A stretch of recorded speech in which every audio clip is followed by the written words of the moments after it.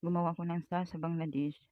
Yung gamit kong materials, yung ribbon na satin ribbon, tapos glue, tapos gold dust.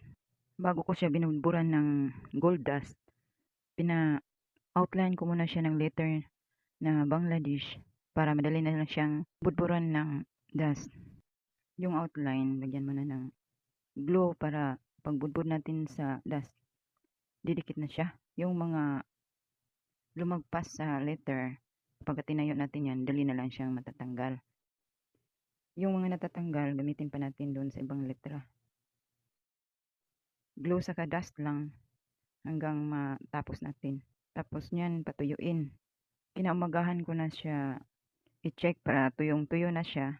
Tapos kung merong mga walang dust na letter, yung sa sides, nilagyan ko lang uli para mabuo yung letter. Ito na siya.